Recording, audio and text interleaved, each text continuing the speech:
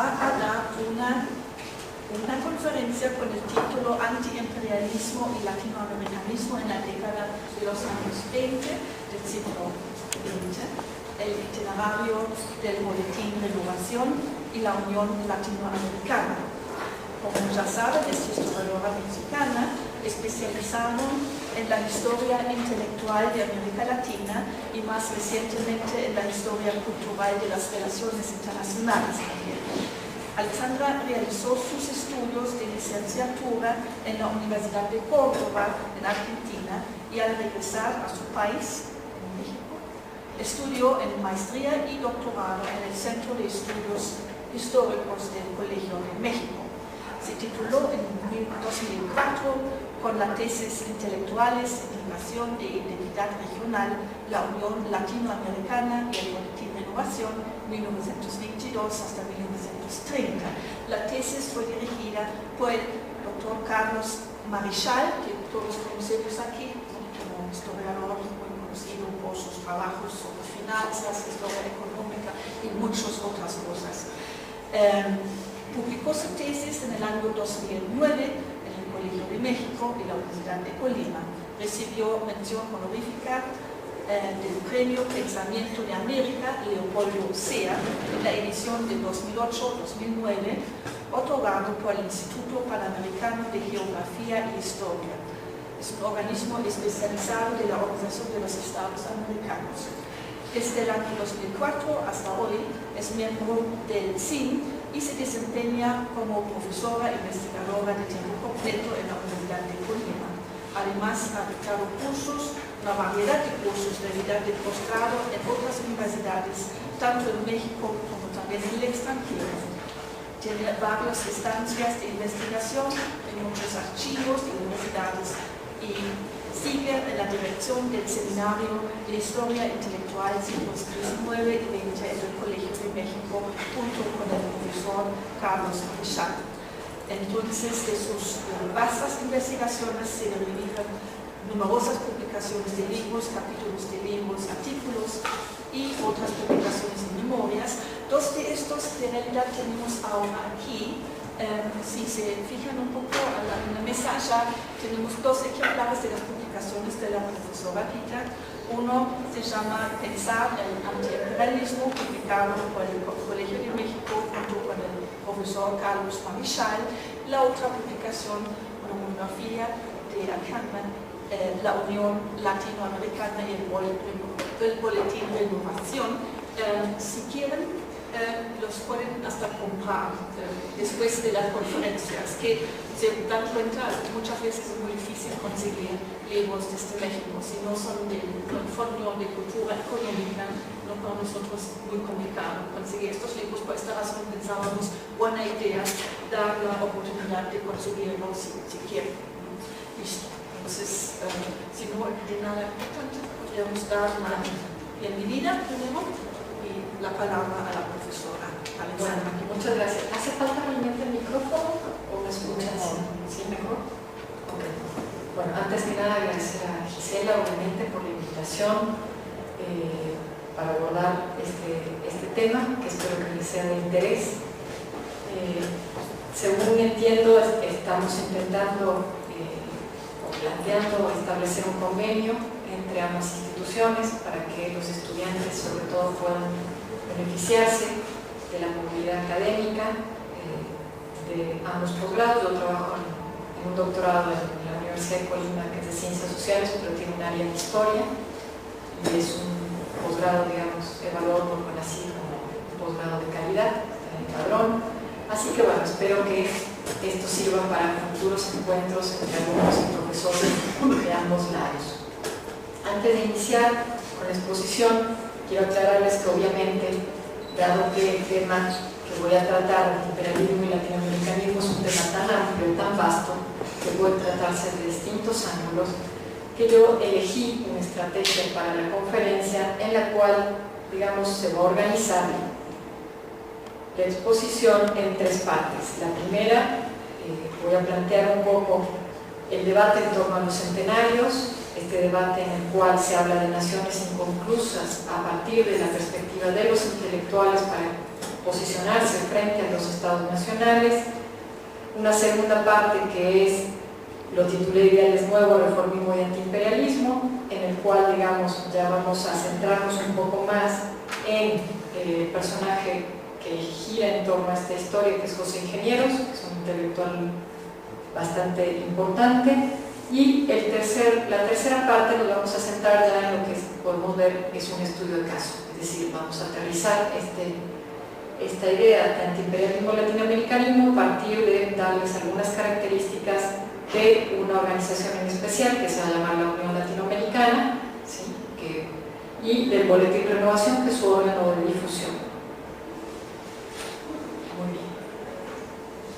La primera parte, esta que hablamos de naciones inconclusas y de grandes intelectuales, tenemos que posicionarnos desde el año 1910 pensando que los festejos del centenario en realidad van a ser un punto de inflexión muy importante para que los intelectuales puedan contrastar a través de una serie de diagnósticos sociales lo que pasaba o la diferencia, el margen que hay entre las realidades marcadas por profundas contradicciones sociales y representaciones del progreso supuestamente alcanzado por estas naciones.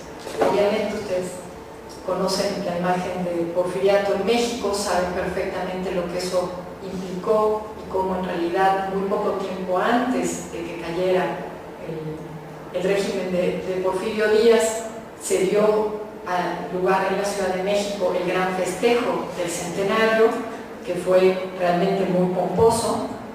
Ahí está el de Buenos Aires, 1910, con toda la luminaria, con todo lo que significaba el progreso, las calles limpias, ordenadas, la iluminación, la arquitectura. La de la Ciudad de México, esta es una foto del Zócalo, se me adelantó demasiado. En fin, es decir, estos festejos inician en realidad una época de grandes críticas desde el mirador intelectual, críticas que ya habían sido sostenidas desde fines del siglo XIX, pero que se van a ir modificando y radicalizando hacia fines de la década de 1910. Como afirma el historiador Tulio Pelindongui al analizar el caso argentino, este festejo es muy significativo porque marca el paso de la república posible a la república verdadera.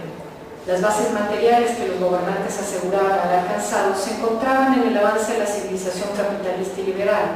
El modelo dominante era visto como una señal de que el experimento político del siglo XIX había concluido satisfactoriamente, por lo que finalmente podía alcanzarse una república verdadera en la que podría darse una cierta apertura a la democracia, último elemento o recurso que requería para cerrar el ciclo de construcción de lo que consideraban las naciones modernas. Para iniciar este proceso de democratización, en Argentina el presidente Roque Sáenz Peña va a iniciar lo que se va a llamar la reforma electoral. En esta reforma, la cual va a ser solamente apoyada por una minoría de la clase dirigente de la oligarquía, puesto que se veía con preocupación el avance de una posible clase media, terminó por darle la victoria a un nuevo partido que va a ser el Partido Radical, que va a ser fundamental para entender la historia política del resto del siglo XX en Argentina. Cabe señalar que este experimento, el argentino, digamos, por poner un ejemplo, en realidad contraponía paradójicamente lo que acontecía en Europa, donde se había perdido la fe de que era posible sustituir la era militar por la era industrial, la guerra por el progreso. Tanto en el ámbito político como en el de las ideas, la unificación alemana, la expansión en África y Asia y el aumento constante de rivalidades entre las potencias ponían en entredicho esta fe cívica de una igualdad que no había terminado de ser incorporada al credo liberal. La democracia, por tanto, no era en ese contexto una solución para estas naciones liberales. En cambio, en América Latina, el proceso de democratización estaba recién por iniciar y a través de él los intelectuales intentaron retomar un espacio que había perdido poco a poco a fines del siglo XIX e inicios del XX. Al ubicarse en este lugar de los guías de los destinos de estas naciones, ¿sí? Pensaban que este momento de incertidumbres que se abría con la Primera Guerra Mundial, sobre todo, de eso voy a hacer un poco más referencia más adelante, les daba les daba la posibilidad de ocupar un lugar que de alguna manera habían perdido en el cambio de siglo. Entre estos intelectuales, el que les voy a mostrar aquí, es una caricatura de José Ingenieros. Si se alcanza a ver, ¿verdad? No los interrumpo. José Ingenieros, para el campo cultural argentino, es un personaje de gran relevancia, es de esos personajes además que tienen una trayectoria tan especial porque cubre tantos ámbitos, es decir, empieza a fines del siglo XIX como un militante anarquista en su juventud, cuando era estudiante, hace entonces una revista, publica una revista que se va a llamar La Montaña. Poco después va a ser incorporado a las filas del primer socialismo argentino, de Juan B. Justo. Muy poco tiempo después va a rebelarse contra la estructura del partido y entonces se va a abrir, como dicen en Argentina, del partido y se va a dedicar a la ciencia, convirtiéndose en uno de los principales criminalistas de América Latina. Va a crear otra revista para poder fundar, digamos, la ciencia criminalista. Se va a hacer de mucho renombre, va a participar de numerosas conferencias internacionales en representación de Argentina, en los congresos científicos, ¿sí?, especializados. Pero para 1911, el momento en que les mostré, digamos, que empieza el presidente argentino Roque Sáenz Peña a dar este proceso electoral, de reforma electoral, Ingenieros toma una distancia, ¿sí?, toma distancia con sobre todo el gobierno, al cual acusa de estar llevando mal esta reforma y de estar haciéndola bajo fines, digamos, populistas, sino no porque realmente quisiera crear una reforma electoral incluyente. Y entonces empieza una encendida polémica entre él y el presidente, de la cual obviamente gana el presidente en sentido práctico. Él pierde esta batalla, renuncia entonces a su cargo en la universidad y se autoexilia en Europa, a donde va a escribir una de sus famosas obras, que va a ser El hombre mediocre.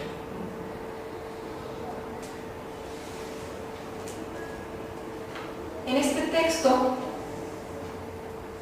Ingenieros va a ridiculizar a través del uso de arquetipos a la clase gobernante y el régimen aristocrático en general, y va a oponer a este régimen que realmente tiene el poder otro mirando al futuro, que es esa aristocracia del mérito, es decir, esta meritocracia que tiene como base natural el privilegio del saber y no de la riqueza económica ni el capital político.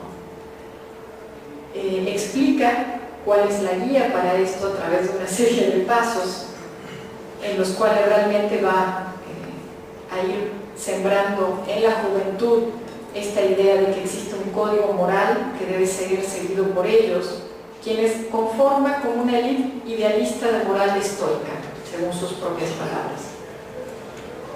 Con este libro, Ingenieros clausuró su carrera como intelectual integrado a las élites de la República posible para, en una república verdadera, posicionarse desde el lugar de un francotirador, que, ubicado en un lugar estratégico, lanza sus mejores ideas para enfrentar al enemigo.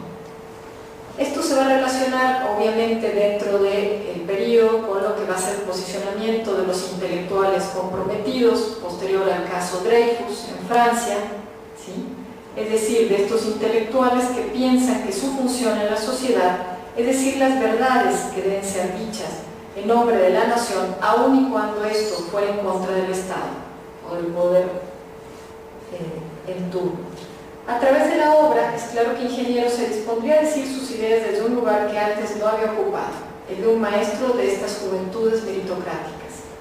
Otro de los elementos más característicos de esta obra es que está dirigida en realidad para una juventud latinoamericana. Con ello, Ingenieros va a retomar el lugar del viejo sabio próspero, personaje del libro de Lariel, publicado a inicios del siglo XX por el uruguayo José Enrique Rodó, quien buscó a través de su obra y la de una posterior titulada Los motivos de Proteo, orientar moralmente los espíritus con ideas para forjar en ellos el ideal no utilitarista, con considerado que el ideal utilitarista además estaba asociado plenamente con la cultura anglosajona en América Latina, es decir, con los Estados Unidos. Y que los jóvenes de espíritu podían alcanzar la ciencia y la democracia.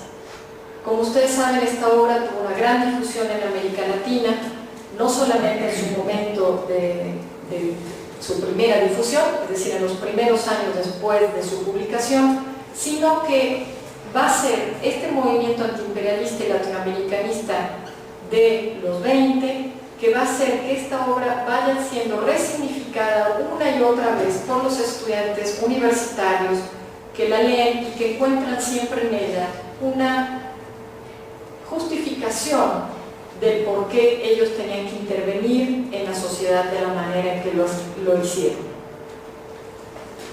Esta idea, ¿sí? Es una idea rodoniana, de hecho, de que América era una especie de continente de la utopía, va a ser retomada por Ingenieros en 1914, cuando Ingenieros finalmente se desliga de las ideas europeizantes y publica un pequeño artículo que se va a llamar El suicidio de los bárbaros. En este ensayo presenta a Europa como un escenario donde se libra la batalla entre los vestigios de la casta feudal y la minoría pensante e innovadora, es decir, entre este viejo paradigma que nosotros conocemos bien de civilización y barbarie. Para que esta batalla sea ganada por las fuerzas innovadoras, era necesario, pensaba Ingenieros, que la catástrofe de la guerra llegara hasta el aniquilamiento total entre los bárbaros, es decir, que Europa se hundiera del todo para que no tenga ninguna posibilidad de resurgir e imponer esa vieja moral del viejo imperialismo que representaba un pasado que debía ser olvidado. En cambio, la civilización futura estaba en América. Este primer americanismo de Ingenieros no es tan sencillo, es decir, desde 1914 hasta 1922 va a ser muy complejo el proceso conceptual por el cual Ingenieros, que era un acérrimo defensor del imperialista en sus primeros años de la época criminológica, va a ir modificando su reflexión teórica para ir viendo cómo este capitalismo imperialista va a ser negativo en vez de positivo, ¿sí?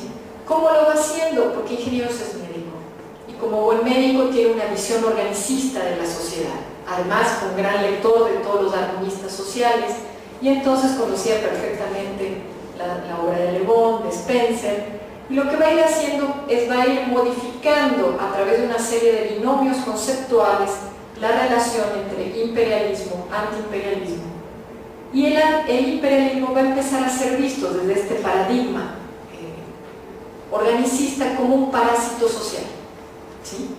A partir de ahí es que entonces, teóricamente, sin necesidad de romper con sus propias fuentes, digamos, con sus propias ideas, va a ir virando hacia un antiimperialismo cada vez más radicalizado en la década de los 20.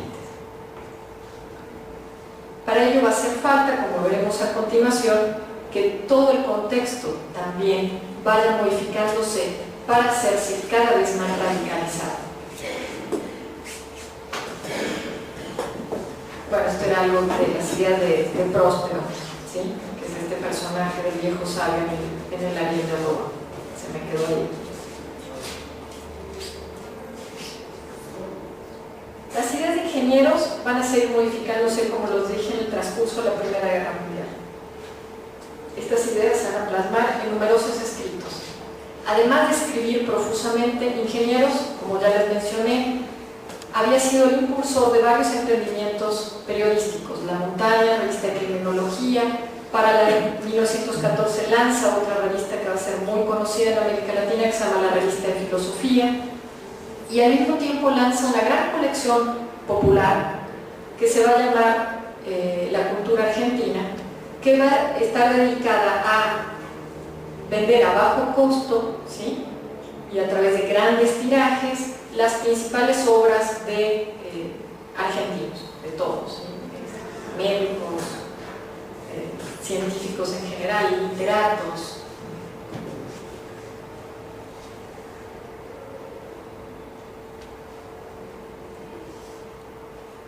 Sin embargo, los libros van a seguir siendo su principal herramienta de difusión de sus ideas.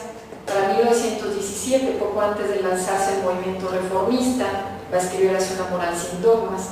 Esto es interesante mencionarlo porque a la hora que uno estudia el movimiento reformista, lo que plantean los estudiantes es que se recitaban de memoria tanto El hombre mediocre como ciertas obras de ingenieros, porque todas eran vistas desde la recepción como escritas para ellos, para de alguna manera guiarlos en este cambio.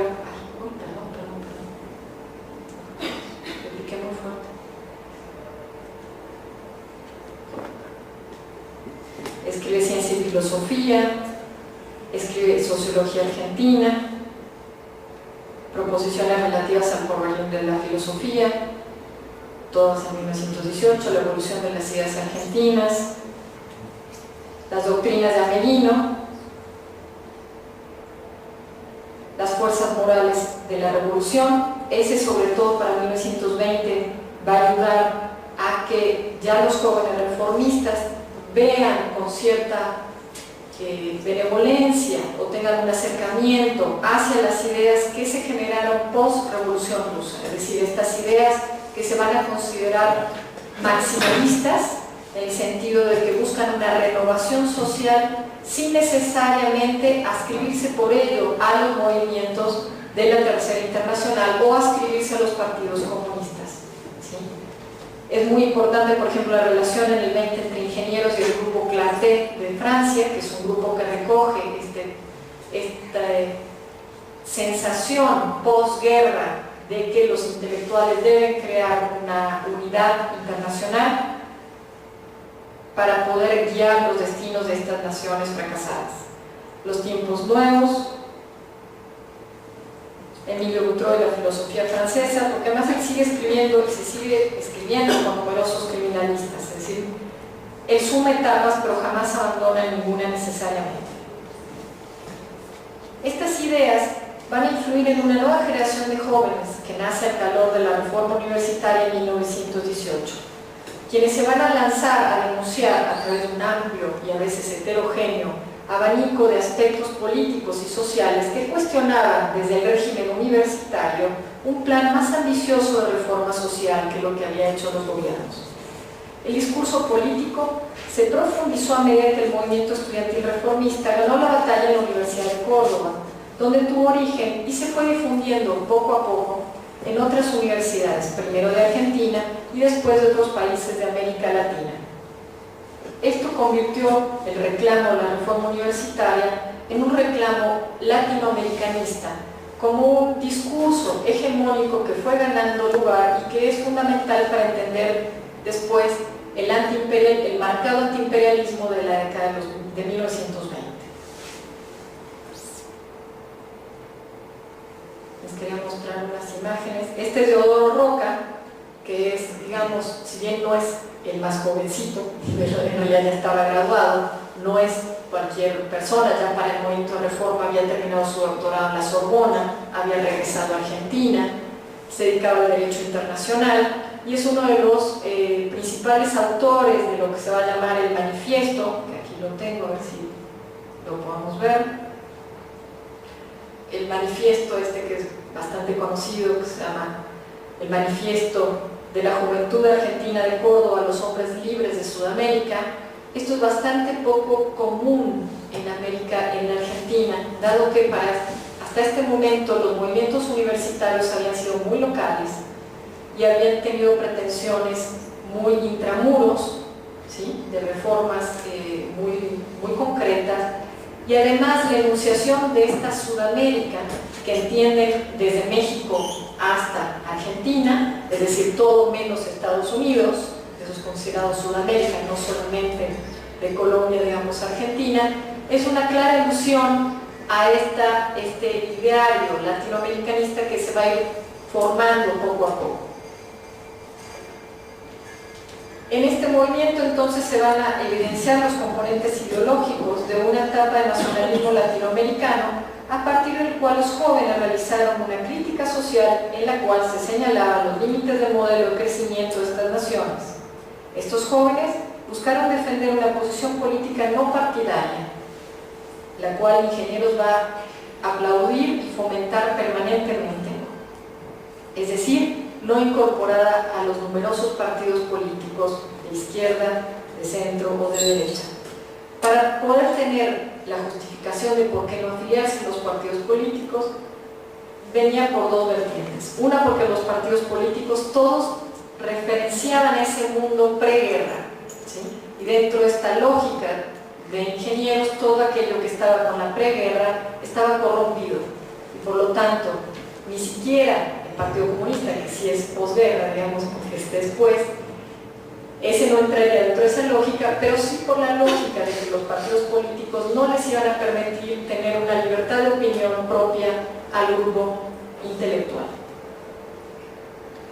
Para discutir entonces, se van a proponer discutir dos grandes ejes: la identidad y la unidad de América Latina. Esto a través de la pregunta de quiénes somos, en un sentido colectivo, y por qué deberíamos de unirnos. Van a generar entonces una serie de discursos políticos y culturales en los cuales se va a incluir necesariamente la preocupación por el endurecimiento de la política exterior norteamericana y las tensiones provocadas por el posicionamiento del comunismo a nivel internacional. Es decir, este tema de la tercera vía, de que no tenemos que estar con un bloque ni con el otro, a veces nosotros pensamos que es un fenómeno después de la Segunda Guerra Mundial, y en realidad es un fenómeno después de la Primera Guerra Mundial. En las fotos que les mostré está la toma de la Universidad de Córdoba con los estudiantes, lo que están ahí tomándose el rectorado, que ahí tomas directamente cambian la bandera, etcétera, como un acto simbólico de posicionamiento. Esta foto que les muestro aquí ya va a ser en 1921, es decir, pocos años después, las federaciones universitarias se movilizan de tal manera que para 1921 va a ser necesario que se reúnan en un gran congreso internacional. Este que va a ser el primer congreso internacional que se va a realizar de federaciones estudiantiles, que se va a realizar en México, y no por casualidad, por lo que ya les voy a comentar. Lo interesante de este congreso no es solamente que legitima el movimiento reformista, sino que en él una vez más se vuelve a presentar este elemento de que el objetivo del reformismo es hacer una propaganda activa por todos los medios que sean posibles para hacer efectivo el ideal latinoamericanista. Cabe afirmar que cuando ellos dicen americanismo, lo están haciendo entendido como latinoamericanismo, ¿sí? Es decir, para esto ha sido necesaria una maniobra conceptual muy importante por la cual Estados Unidos, que había sido visto con anterioridad en el siglo XIX por grandes pensadores como Sarmiento, por ejemplo, como un factor de progreso, se va a convertir rápidamente en un peligro a enfrentar, considerado como el factor externo que va a ejercer una influencia negativa y no positiva sobre América Latina, por lo que si este factor negativo desaparecía de la región, se creía que tras de la desaparición de esta sombra imperialista, las sociedades latinoamericanas podrían comenzar finalmente hacia ese desarrollo sostenido. Aunque el sentimiento anti-norteamericano había sido expresado con anterioridad por la generación del 900 a través del ensayo, al estilo de José Martí en Nuestra América, o de la poesía como la carta a Roosevelt de Rubén Darío, va a ser recién después de la Primera Guerra Mundial y la firma del Tratado de Versalles cuando la hegemonía de los Estados Unidos sea realmente una bandera de la prédica antiimperialista. Ahí está el famoso, una parte, que es largo, del poema Roosevelt, del libro de José Martí, Nuestra América.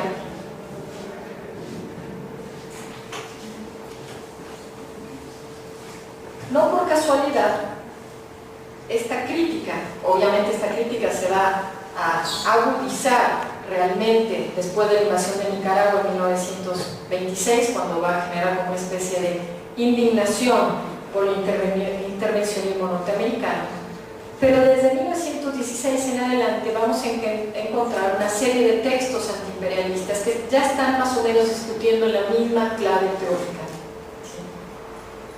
Uno de ellos es este de Carlos Pereira, el Milton Monroe, de 1916, Isidro Fabela, el mexicano, Estados Unidos contra la libertad, 1920, Máximo Soto Hall, Nicaragua y el imperialismo norteamericano, 1928, Luis Araquistain, El peligro yanqui y la agonía antillana, 1920-28 respectivamente, Alberto Giraldo, Yanquilandia Bárbara, 1928,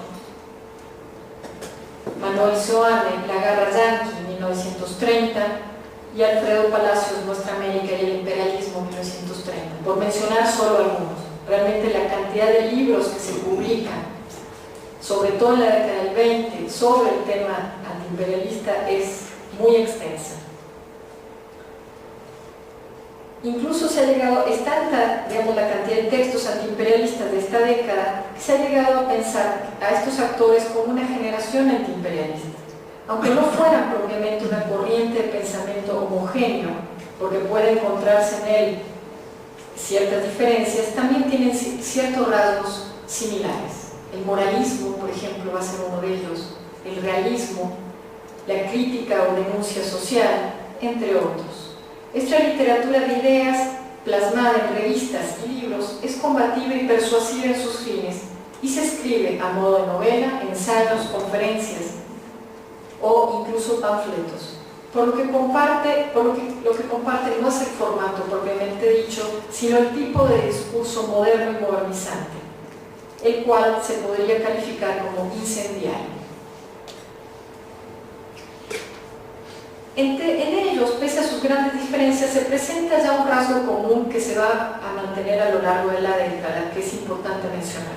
Es decir, la crítica al expansionismo norteamericano se va a asociar indiscutiblemente con una propuesta de unidad regional, convirtiendo al latinoamericanismo en la contraparte positiva y necesaria para contrapesar el imperialismo.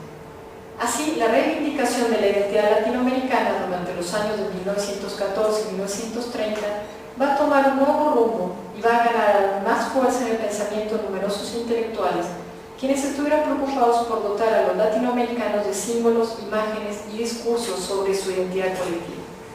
Entre estos intelectuales, obviamente, José Ingenios va a ocupar un lugar predominante por los antecedentes que les estuve mencionando. Él va a renunciar, va a tener un cargo político una vez que gane el reformismo, pero va a renunciar incluso al cargo político del reformismo para dedicarse exclusivamente a hacer uso de la palabra como principal modo de acción. Por ello, en sus últimos años de vida, de 1920 al 25, va a lanzar una prédica latinoamericanista que es la que vamos a observar ahora.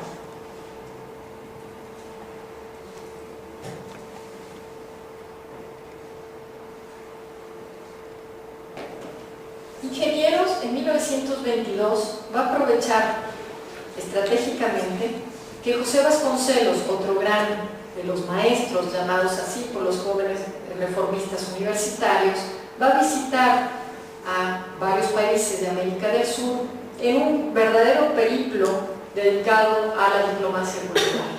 Es decir, llevan un gran aparato de Estado, ¿sí? Vasconcelos ya había sido rector de la universidad, ahora era secretario de Educación Pública, era el personaje paradigmático de la intelectualidad que había llegado al poder, y además de un país como México, que era visto por el resto de América Latina como un laboratorio social de ideas, es decir, como un experimento regional de aquello que debería ser modificado sin necesidad de la influencia europea. Es decir, la Revolución Mexicana tiene muchas lecturas en América Latina, no es objeto de esta conferencia, pero es interesante solamente resaltar que más que dedicarse a cuestionar los sucesos políticos, ¿sí? Es decir, el devenir de la revolución propiamente, el paso de Madero a Huerta, de Huerta a Carranza, de Carranza a Obregón, lo que hace fundamentalmente es tomar de la revolución el símbolo de la renovación social. De hecho, la palabra renovación es una palabra muy significativa para este periodo, porque si se fijan es una palabra que los posiciona a la izquierda, ¿sí? Es una palabra que no es aceptada por los grupos de derecha, pero no los posiciona tanto a la izquierda como la palabra revolución. Es decir, esa posibilidad reformista de hacer un progreso y un cambio paulatino sin necesidad de romper absolutamente con todo el orden social. Entonces, Vasconcelos visita Buenos Aires. Cuando va a Buenos Aires hace muchos reconocimientos, etc. El reconocimiento más importante va a ser un homenaje, un banquete homenaje que le van a hacer los intelectuales de la revista Nosotros en Buenos Aires en octubre del 22. En ese banquete, Ingenieros va a ser el orador principal y va a lanzar un discurso muy largo que se va a llamar Por la Unión Latinoamericana. En este discurso se va a dedicar a destacar los rasgos fundamentales del movimiento ideológico que había acompañado a la Revolución Mexicana, pero fundamentalmente se va a dedicar a promover un movimiento favorable a la unidad cultural, política y económica de América Latina, tomando como referente a México en esta, lo que les pongo ahí como la tesis, ¿sí? La renovación mexicana. El discurso trasciende al caso puntual para convertirse en un llamado a las fuerzas morales para emprender la labor de la nueva generación latinoamericana, esto es crear una conciencia favorable a la unión entre los países latinos del continente para frenar o contraponer el imperialismo llano. Por eso es que la lógica del discurso, la tesis es la renovación mexicana, la antítesis es la descripción de por qué Estados Unidos es un peligro, sobre todo se dedica a cuestionar o a interpelar el movimiento de la Unión Panamericana, es decir, el panamericanismo, planteándolo como una deslealtad a los ideales realmente americanistas, y la síntesis sería su propuesta, que es esta propuesta de unidad. Para ello entonces hace este llamado a las fuerzas morales, que no son otro agente social que estas juventudes moralizantes que llevaba años arengando. A diferencia de la propuesta bolivariana de unidad, la de Ingenieros no se basa en una historia e identidad compartida. Jamás se hace referencia a la tradición, ni a la religión, ni siquiera a la historia como un factor de homogeneidad entre las partes. Se basa fundamentalmente en una necesidad absolutamente pragmática del presente. En la suya, una interpretación que se aleja también del romanticismo de Rodó, pues no se hace referencia a una superioridad moral de los latinos frente a los santos. Es decir, en este juego conceptual que les dije, si bien es cierto que Ingenieros interpela a el imperialismo, nunca llega al grado de descalificarlos. Es decir, hay muchas frases en las cuales se plantea claramente su superioridad. Nuestra superioridad no es, como decía Rodó, por una cuestión moral, que seamos mejores que los norteamericanos, sino que realmente es una cuestión de supervivencia. Es decir, si el equilibrio entre ambas partes en la América Latina y la América anglosajona no llegan a un nuevo punto de equilibrio, esto va a causar además un excesivo desorden social al interior del continente. Este discurso va a tener muchas difusiones en América Latina, va a ser reproducido por numerosas revistas de distintos países, va a ser incluso publicado como folleto en México, en El Salvador, en Argentina, y va a ser distribuido durante los siguientes 8 meses con un gran impacto. ¿Sí? Las cartas que yo he podido ver que le envían al ingeniero realmente demuestran que el impacto que se tiene sobre el discurso es bastante bueno, que las juventudes y los no tan jóvenes, o sea, los maestros de las juventudes, estaban realmente convencidos que era una coyuntura histórica importante para tomarse en cuenta, pero era ya necesario iniciar con una especie de campaña de difusión más permanente, más allá de un discurso. Por eso es que Ingenieros, ni lento ni perezoso, como dirían en Argentina, a los 3 meses va a lanzar una publicación que se va a llamar Renovación, por aquello de esta posición ideológica que les planteaba, ¿sí? Ni conservadora ni extremadamente revolucionaria. Esta publicación va a intentar, digamos, agrupar a todos los miembros que compartían la idea de que era necesario defender a América Latina del avance imperialista norteamericano. En un primer momento no va a ser, es decir, acá un elemento importante es que la Unión Latinoamericana se va a crear después. Primero se lanza la revista, la red que se conforma en torno a la revista se denomina o se identifica a partir del nombre de este, es decir, se conoce como el Grupo Renovación, y cuando esto tiene suficiente éxito porque va creando una red de colaboradores muy importante, es que se decide lanzar la Unión Latinoamericana como una organización política, ¿sí? Pero 3 años después. El boletín estaba dirigido hacia los jóvenes universitarios latinoamericanos que se encontraban peleando aún a favor del movimiento de reforma, a quienes intentó brindar argumentos que justificaban sus metas para así, al mismo tiempo, guiar su accionar. El momento parecía propicio, puesto que la finalización de una primera etapa del movimiento reformista universitario argentino había dado inicio a una contrarreforma que amenazó con destituir las primeras conquistas alcanzadas. La elaboración discursiva del Boletín de Renovación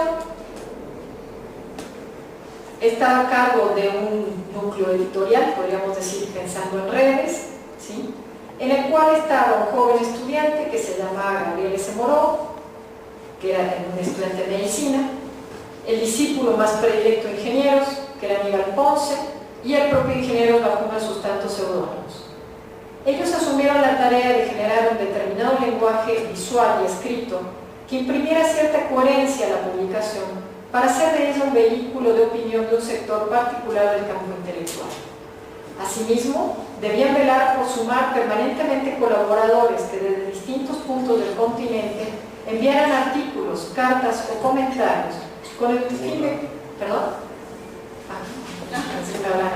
con el fin de constituir un nuevo andamiaje de ideas renovadoras, es decir, ni revolucionarias ni conservadoras. Como verán, el discurso visual indica que es un medio dedicado a la transmisión de ideas. Hay poquísimas imágenes, hay poquísimos espacios vacíos, es decir, la idea realmente, la palabra escrita en su máxima potencia, si es el predominio de la palabra escrita, por sobre todas las cosas. Como buena revista cultural, en ella se debaten problemas políticos internacionales, es decir, lo que está pasando en la Sociedad de Naciones, problemas políticos regionales, lo que está pasando en la Unión Latinoamericana, problemas políticos de cada uno de los países de América Latina, lo que pasa en Chile, en Colombia, en México, a través de reproducciones de diarios distintos, junto con crítica literaria, ¿sí? Y con siempre una permanente información sobre cómo iba el movimiento estudiantil en América Latina.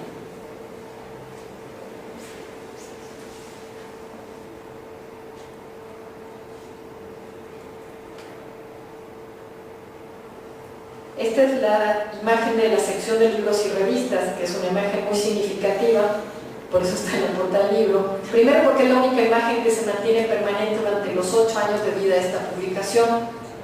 Renovación se publica desde enero del 23 hasta septiembre de 1930, bueno, hasta agosto es su último número, porque en septiembre se da la revolución del primer golpe militar, por lo tanto todos los miembros de este boletín participaron activamente en las calles, así que después de eso quedaron encarcelados y después de la cárcel se fueron al exilio o se afiliaron finalmente a los partidos de izquierda, ya sea al socialismo o al comunismo.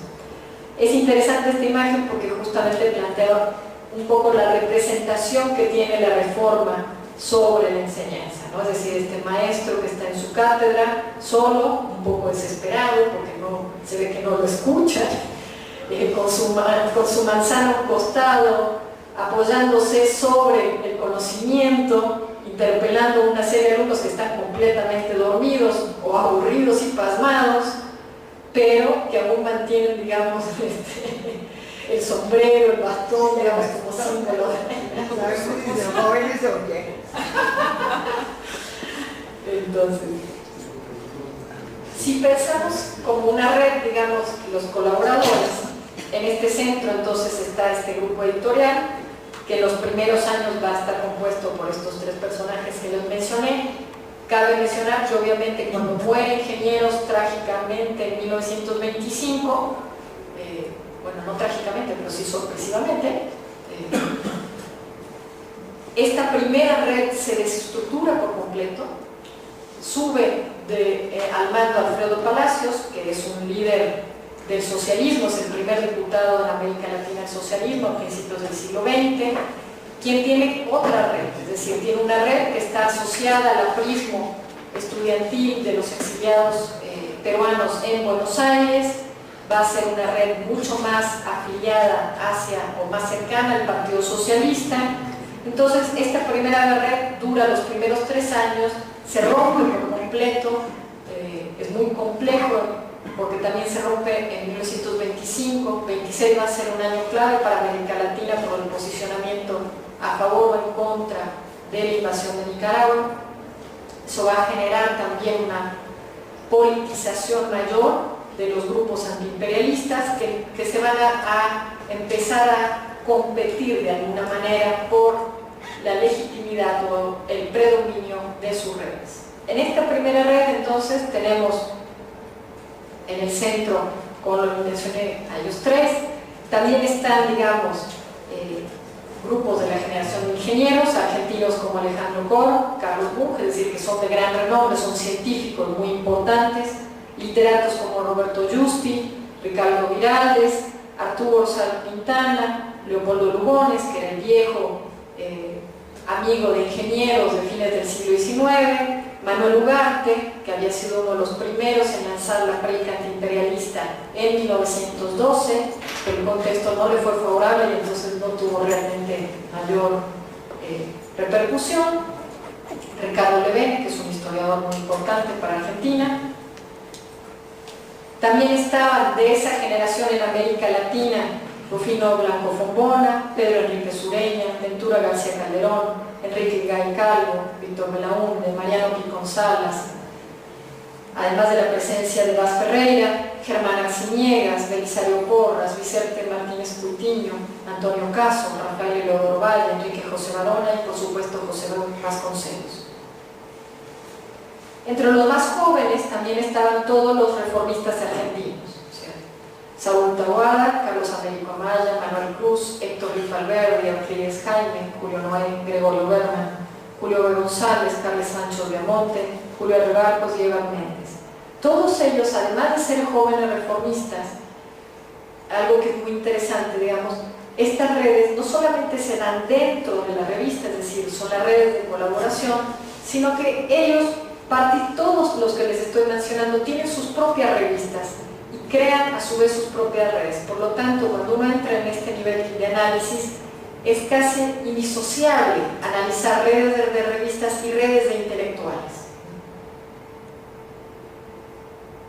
También están los jóvenes peruanos, Víctor Raúl Aya de la Torre, Manuel Seoane, Julio Antonio, el cubano Julio Antonio Meza y el mexicano Daniel Cosío Villegas, que van a ser fundamentales. Y después están otros de más renombre, algunos ya lo mencioné, como José Vasconcelos. Hay muchos brasileños, por primera vez, cosa que no era común en Argentina, digamos, tener realmente una relación muy cercana. También está José Santos Chocano, el peruano, Enrique José Barona.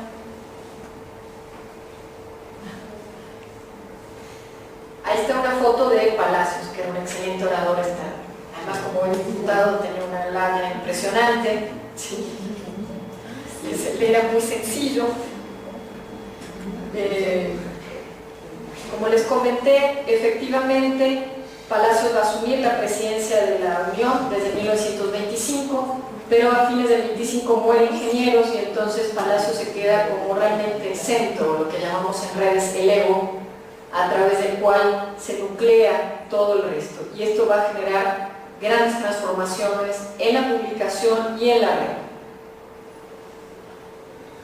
De hecho, va a generar que se creen nuevas organizaciones antiimperialistas de la red que se desprende a principios de 1926 en Argentina, como va a ser, por ejemplo, la Alianza Continental, que se va a desprender de la Unión Latinoamericana se va a convertir en una otra organización antiimperialista con un ideario muy similar, ¿sí?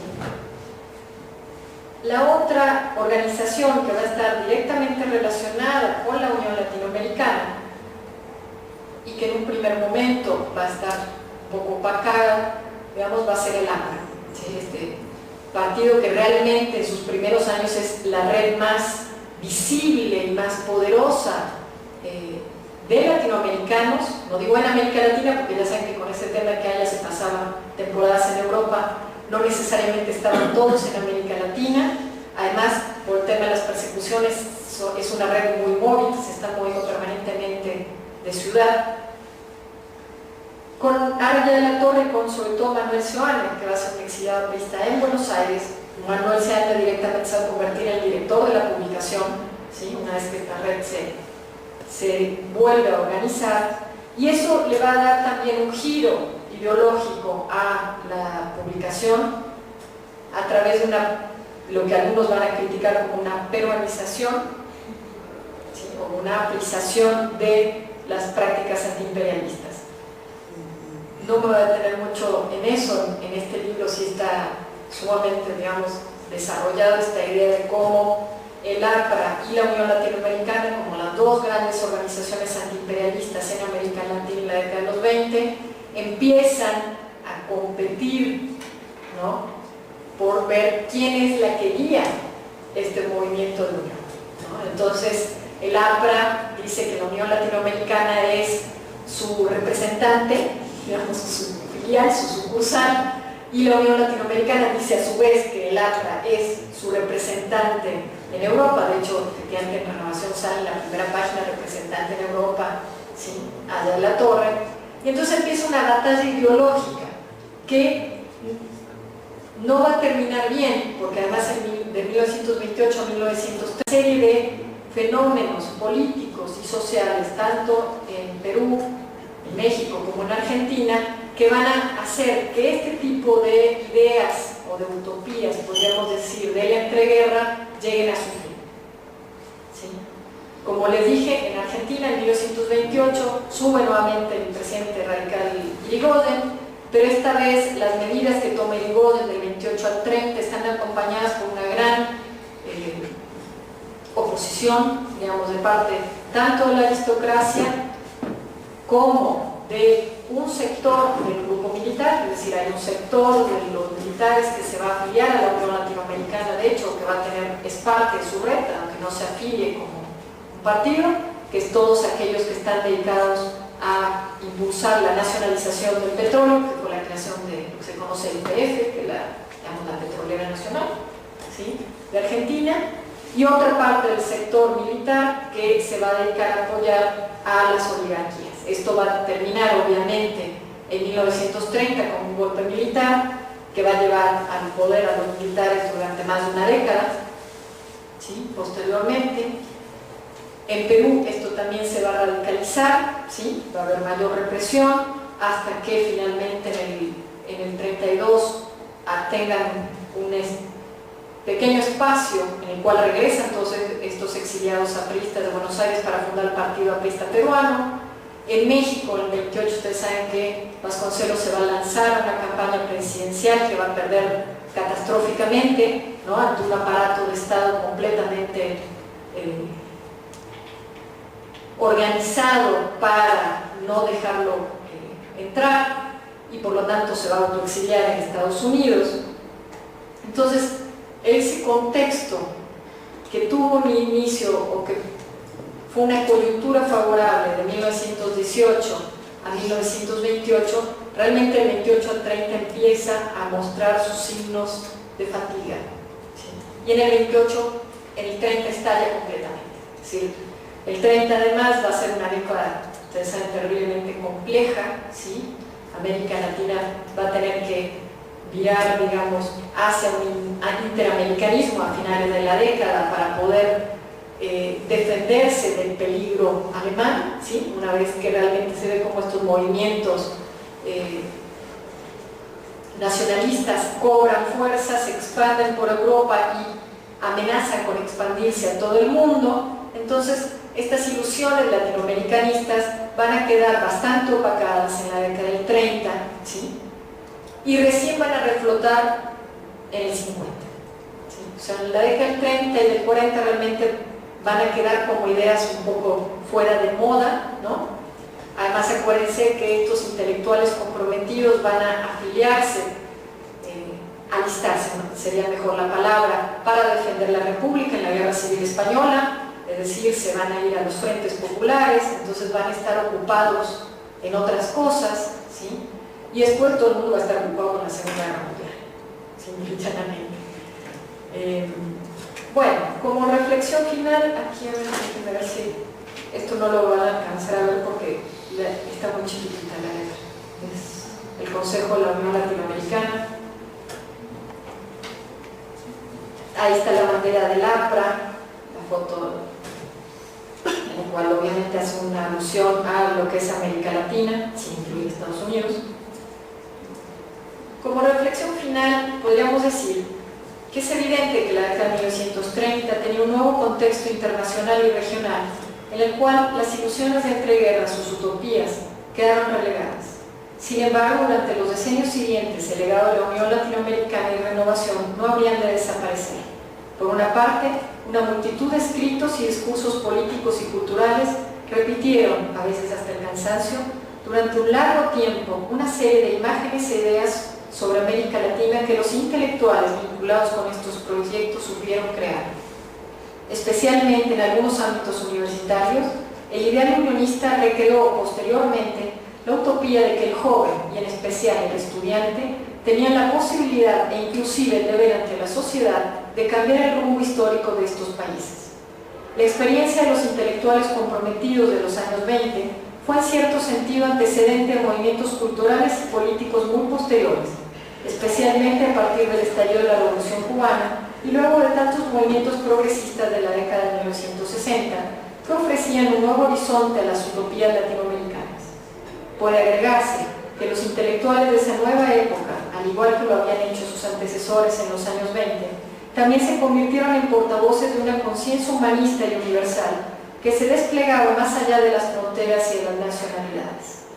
Por ello es comprensible que al terminar el proyecto unionista en 1930, la experiencia adquirida por los numerosos intelectuales y estudiantes que participaron en esta y otras publicaciones se mantuviera, posibilitando la creación de nuevas redes intelectuales y prácticas políticas en las décadas siguientes. Estas se cristalizaron a través de numerosos emprendimientos culturales, así como la creación de frentes y ligas antifascistas, en las que se involucraron numerosos intelectuales latinoamericanos que ayudaron a la resistencia española durante la Guerra Civil. Bueno, para finalizar, les agradezco su paciencia, algunos no se durmieron como los de la imagen, y espero sus preguntas. Muchas gracias. Muchas gracias.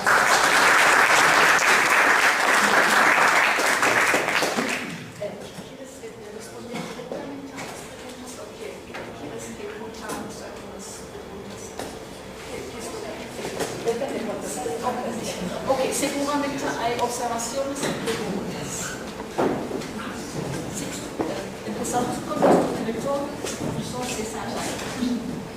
Yo quisiera saber un poquito sobre los contenidos de esa propuesta antiimperialista, es decir, si bien se pensaba que no había que acogerse al imperialismo, ¿cuáles eran los mecanismos para el desarrollo de la sociedad latinoamericana en concreto?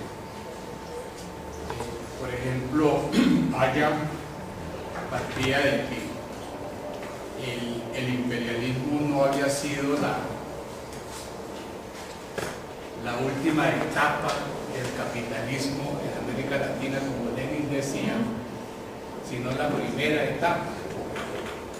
Y en ese sentido, él alcanzaba a proponer una especie de antiimperialismo utilizando el imperialismo, favoreciéndose del imperialismo.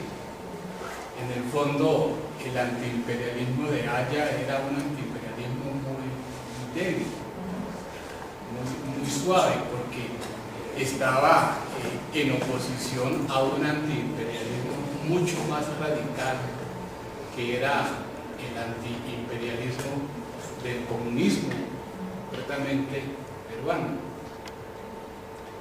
Entonces, yo quisiera saber un poco sobre eso,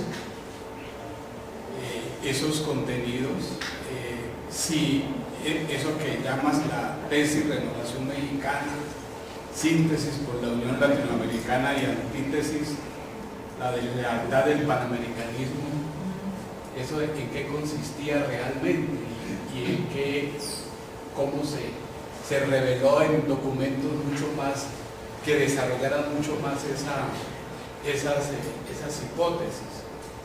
Y lo otro es cuando se habla del antiimperialismo en los años 20 en América Latina. El antiimperialismo también tenía que ver con el antiimperialismo asiático, es decir, el pensamiento de Sun Yat-sen, por ejemplo, los 5 principios del antiimperialismo aprista son prácticamente copiados del antiimperialismo incluso de Chiang Kai-shek. Es decir, hay una lectura de Asia ahí que sería muy importante. Nosotros tuvimos un paradigma aprista que fue Jorge Eliezer Gaitán. Eliezer Gaitán representó en su pensamiento de los años 20 y 30 la expresión del aprismo en Colombia, y parecía muy radical, pero en el fondo era una propuesta para desarrollar el capitalismo nacional, un capitalismo que tuviera en cuenta las clases medias más que el obrero, una etapa previa burguesa antes de una etapa socialista. Y finalmente el problema de las nominalizaciones, es decir, cómo nominalizaban en Argentina, en el caso de ingenieros, todos estos términos que son tan odiosos. Incluso Latinoamérica, allá por ejemplo descartó la posibilidad de que se le siguiera llamando a América Latina, sino que propuso de una propuesta indoamericanista. Digamos, como en qué termina ese antiimperialismo de los años 20 que tú estás proponiendo. Ya es mucho. Sí, empezamos con ese. Voy a empezar con esa porque después porque es bastante compleja. A ver, efectivamente hay muchas variantes, incluso en el caso peruano la variante entre Mariátegui y Ayala Torres es bastante considerable, sobre todo después de que Mariátegui rompe realmente con el grupo de Ayala Torre, el cual se aleja, crea Mauta y crea un discurso mucho más proletario, ¿sí?, hacia lo campesino, hacia lo indígena. Eso va a tener muchas variantes por países, ¿no? El país que más obviamente va a destacar dentro de estos movimientos en eso es Perú, ¿no? Para Argentina el problema indígena es un problema casi inexistente, no porque no existe, sino porque nunca lo pudieron ver, ni siquiera sus clases intelectuales, ¿no? Realmente el darwinismo social les vino muy bien porque ya lo tenían de antes y lo siguieron teniendo después. Realmente en el discurso lo que se hace es una arenga política moralizante en el mismo tono que les venían planteando del Ariel y del hombre mediocre. Es decir, los elementos que sí son muy concretos, como datos duros, como hechos reales, son cuando desarrolla Ingenieros el apartado de, por ejemplo, cuando desarrolla el apartado de la Renovación Mexicana, bueno, dice claramente, bueno, ¿qué significa para nosotros la Revolución Mexicana? Olvidémonos del tema de la guerra, de sangre, si fueron más o menos salvajes, etc. Es una renovación porque, o sea, sí, solo sí, porque el modelo vasconceliano ha llegado al éxito. Es decir, ese modelo del intelectual que llega al poder, que desde el poder puede ejercer medidas, ¿no? Como el caso de Vasconcelos, de esta famosa campaña alfabetizadora que fue esta considerar en esos términos modernizantes como una misión cultural, ¿no? Cuando pasa al apartado de la lealtad panamericana, sí, tiene muchísima información concreta. O sea, ¿qué ha pasado en el Congreso anterior? Ya están previendo qué va a pasar en el Congreso siguiente panamericano de Santiago de Chile el 23. Están analizando cómo han sido los primeros años de la Sociedad de las Naciones. Eso sí lo tienen como muy fresco y muy claro, ¿no? ¿Qué países tuvieron qué posición ante tal conferencia con los Estados Unidos? Cuando llega el tercer apartado, que es la Unión Latinoamericana, la verdad que se empieza a hacer más nebuloso, ¿sí? Es decir, lo único que queda claro es que estas fuerzas morales, aunque no las diga claramente, son estas estructuras reformistas. Cuando habla de cómo hacer en concreto, por ejemplo, qué medidas tomar sobre cómo hacer una unidad continental, simplemente dice, bueno, que ahí se puede echar mano en cierta medida a esta idea de la confederación que había pensado Bolívar, ¿no? Y lo plantea como, eso sí, es una idea muy clara, es decir, que no va a ser una alianza entre gobiernos, ¿no? Es decir, no va a ser lo que intentó ser Bolívar y no le funcionaba el Congreso de Panamá. Va a ser un movimiento de opinión pública que va a salir desde los intelectuales y los estudiantes para generar en la opinión pública la idea de que eso es necesario y que ellos presionen a su vez a los gobiernos para que los gobiernos finalmente tomen las medidas políticas correspondientes. Si se da cuenta por dónde viene más o menos esta discursividad, lo político está bastante dejado al lado, está bastante sopesado.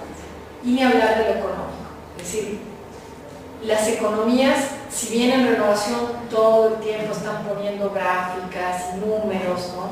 Bueno, el avance capitalista en Nicaragua implica que la empresa tal saca tanto, así como números duros, no tienen realmente un análisis fino, ¿sí?, de lo que es el imperialismo. Y por lo tanto, entonces, su antiimperialismo sigue siendo discursivamente, tal vez muy rico en imágenes y en metáforas, pero muy poco concreto en cuanto a medidas. Sin embargo, si uno le entra en líneas, es más o menos lo que usted dice, es decir, es evidente que no están intentando proletarizar, ¿sí?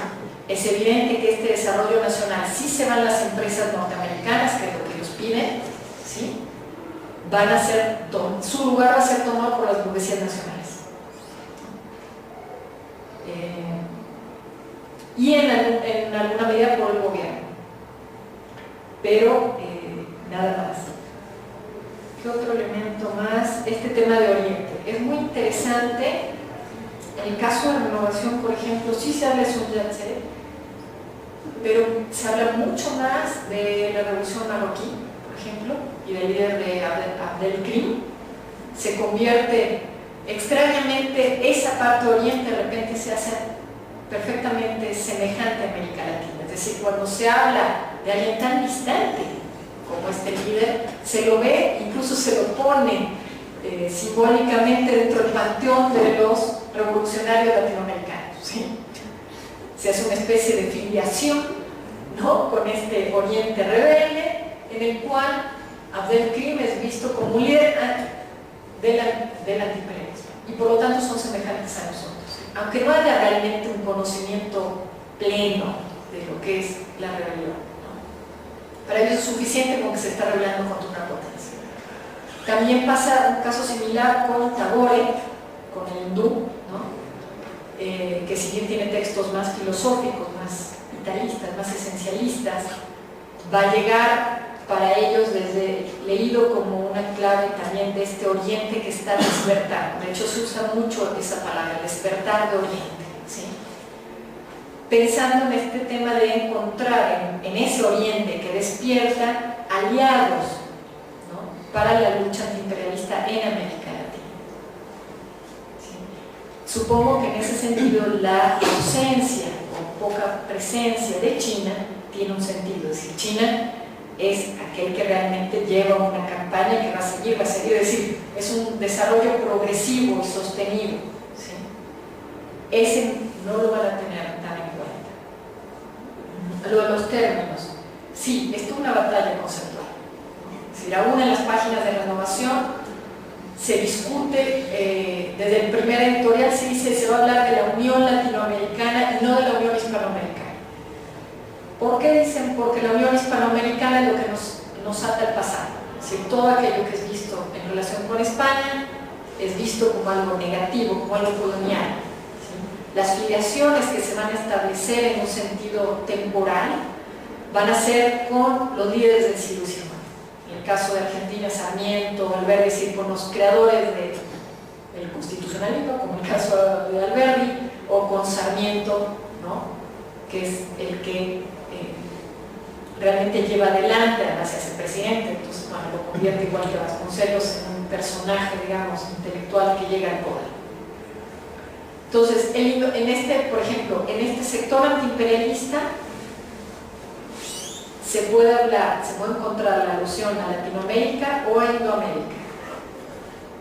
Las veces que se habla de América, como cuando yo les mencioné el manifiesto reformista, se habla de América, pero entendiendo por él a Latinoamérica, es decir, en un sentido excluyente de la autoridad a la cual siempre fuimos excluidos por Estados Unidos a partir de la apropiación del término americanos como solamente ellos.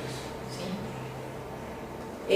Hispanoamérica realmente en los 20 va a ser muy conflictivo, ¿no? Va a retomarse en los 30, es decir, una vez que, ya fuera un poco esta historia, sino por otras cosas que he investigado, una vez que la Segunda República llega al poder, el hispanoamericano otra vez Hispanoamérica es otra vez un término aceptable, ¿no? Y recurrido, y va a volver a desaparecer una vez que la República pierde y Franco llega al poder e instaura lo que se llama el Comité de Hispanidad. En ese momento otra vez hay un quiebre, entonces incluso uno puede ver estos juegos de poder a través de los debates imaginarios de los conceptos, ¿no? En los 20, hablar de América es solamente en este sentido, no se puede hablar de otro. De hecho, rara vez se habla de Norteamérica, son los yanquis imperialistas, o sea, ni siquiera se les da la categoría, ¿no? de un nombre como Latinoamérica. Y en los 30 van a tener que negociar durante la Segunda Guerra Mundial, cuando el término de Interamérica va a ser finalmente aceptado por una coyuntura histórica muy particular. Es decir, aunque el término de interamericanismo va a ser desde fines de los 20, cuando Hoover lanza, digamos, cambia de política exterior, y Roosevelt va a proseguir permanentemente alimentando, digamos, esta política, para América Latina se va a resistir hasta el 39. 39-40 empieza, digamos, a mirar hacia el interamericanismo y lo va a aceptar hasta el 45. Una vez que se acaba la guerra, se acaba también esta negociación y otra vez América Latina va a ser el concepto predominante, ¿no? Indoamérica va a ser un concepto que va a tener mucha cabida entre los grupos antiimperialistas de los 20, lo van a tomar como un sinónimo, es decir, en el mismo artículo puedes encontrar alusión a ambos, ¿no? Pero en los 30 ya va a ser asumido solamente, digamos, o fundamentalmente por los grupos apristas, ¿sí? Y va a ser cada vez, va a empezar a tener como una mayor intensidad si uno lo observa en distintas publicaciones de América Latina, ¿no? Distintos interlocutores. No sé si... Sí, muy buenas tardes. Gracias por la presentación. Mi pregunta es, con esa denominación que usted hace de redes de intelectuales, ¿qué es exactamente una red de intelectual? ¿Cómo habla usted? ¿Cuáles serían los mecanismos de esa red? Lo pregunto porque me parece un término muy contemporáneo. Entonces, cuando estamos en redes son interconexiones, plataformas, manifestaciones, etc. Yo quisiera saber cuáles son los mecanismos de esas redes que también nos presentaba las personas que hacían parte, si esas redes funcionaban más allá de las conferencias y las revistas y las colaboraciones. En últimas, ¿qué es una red de intelectuales en los años 20? Esa es mi pregunta, ¿cómo funciona? Sí, obviamente el término red es muy contemporáneo, si lo ves en los documentos no existe, en la década de los 20 no hablan de redes, hablan de grupos, de asociaciones, de agrupamientos, no de redes. Sin embargo, yo lo utilizo porque me permitió pensar cuando yo empecé a hacer la tesis doctoral, empecé pensando que era un grupo minúsculo. Empecé pensando, dije, es ingeniero y 3 gatos locos que están alrededor de ingenieros. Y a medida que iba avanzando, el universo, el corpus de esta geografía humana se hacía tan avasallante, tan grande, tan complejo entender por qué, por ejemplo, la innovación tenía distribuidores en la ciudad de León, Nicaragua. ¿Sí? Es decir, por qué no pasaban ni siquiera por las ciudades capitales, por cómo es que entraban en contacto, por qué les interesaba mandar un artículo de El Salvador a una revista de Buenos Aires. ¿Sí?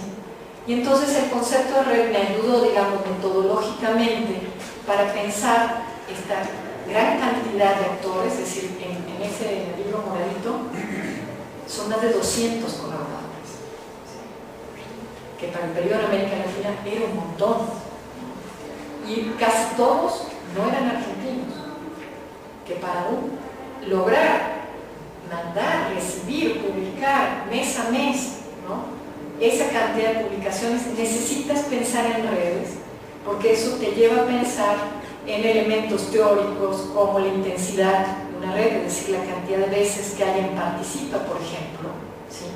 En calidad de qué participa, para entender este tema de la ubicación dentro de la red, si está más cerca o más lejos, cuál es su función, si su función es ser mediadora simplemente, es decir, no es un gran colaborador, no dice teóricamente nada que sustente el ideario de la agrupación, pero es un mediador. Por ejemplo, que hay muchos casos de eso. Hay muchos personajes que son claves porque son mediadores entre redes, es decir, le permiten a la innovación ser leído y comentado por otros grupos en otros países, ¿no? ¿Para qué sirvió? Bueno, en principio sirvió para que existiera una gran cantidad, una intensa circulación de las ideas, ¿sí? Es decir, por ejemplo, yo analicé toda la sección de libros y revistas, que es una sección de las más permanentes a lo largo. En eso es como nosotros cuando leemos reseñas, es decir, se dice todo lo que llega a la redacción, todo lo que se comenta posteriormente. Seguir eso, cuantificarlo y graficarlo y observar desde dónde se envían, por qué llegan tan rápido, cómo es que llegan esa cantidad de libros, ¿sí? Son casi 1000 libros que están circulando en revistas, con una rapidez. Por ejemplo, yo me puse a corroborar el año de publicación, el año de la reseña, o sea, cuándo se recibe, cuándo se reseña, cómo es la temporalidad de esta circulación de las ideas. Y entonces eso sí sirve para realmente documentar que las redes existieron y que fueron muy necesarias, porque ya no se trataba de la vieja tertulia del siglo XIX, ¿sí? Ya no, iba mucho más allá de los ateneos del cambio de siglo. Estás hablando de una circulación de las ideas que requiere del otro para poder legitimarse dentro de su campo intelectual propio. Es decir, la red es tan necesaria para ingenieros que sin ella no solamente no habría podido lanzar o legitimar este discurso por la unión, sino que tampoco habría tenido legitimidad dentro del campo intelectual. No sé si... Sí, pero es que las redes van más allá de la colaboración literaria y más allá de las conferencias. O hay encontrado otros mecanismos de interacción entre estas comunidades.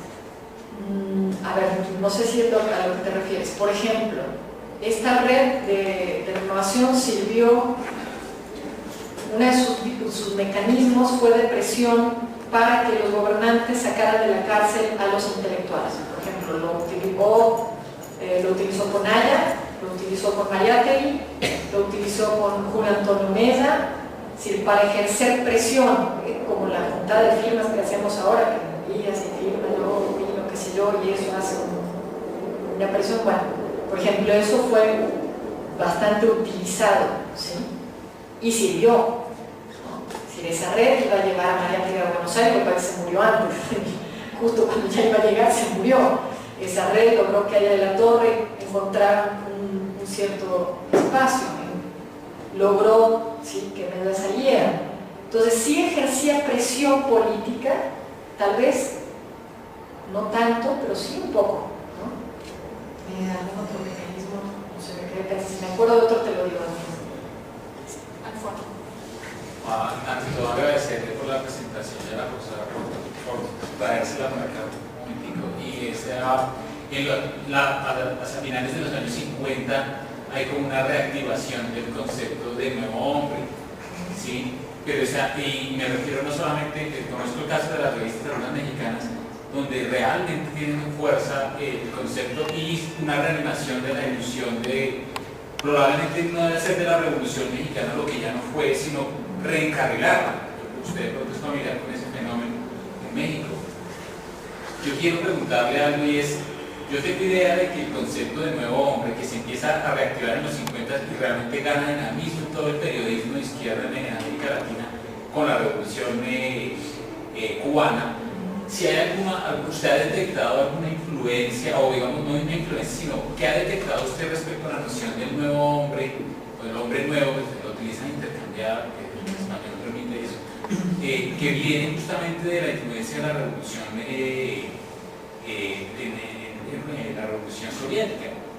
Yo quisiera saber si tiene eso, usted creo que identifica redes no solamente en el Cono Sur, sino también en México. Entonces quisiera saber si tiene alguna valoración al respecto y de eso si conoce algo.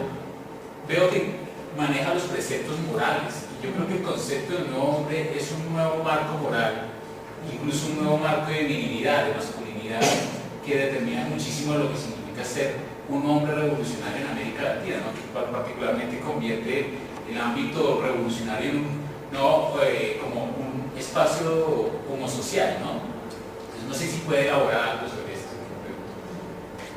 Bueno, sobre esas revistas que tú hablas de los 50 no las conozco, la verdad. Pero yo te cuento. Pero sí ocurre, entonces lo que quieres saber es que en los 20 este tema todo es nuevo. Para los 20 casi todo se pone como nuevo. Es decir, la nueva generación, por ejemplo, va a crear realmente un concepto político muy importante, es decir, bajo su ala se van a albergar todos los jóvenes universitarios. Recuerden este tema de Ortega y Gasset, de las generaciones, es decir, es una época que empieza a discutirse, primero a replantearse el término generación, que es un término muy viejo, muy utilizado además en el siglo XIX, pero siempre bajo esta categoría de lo nuevo. Entonces hay nuevo de todo. Si te fijaste en los títulos de ingenieros, por ejemplo, dice los nuevos tiempos, ¿sí?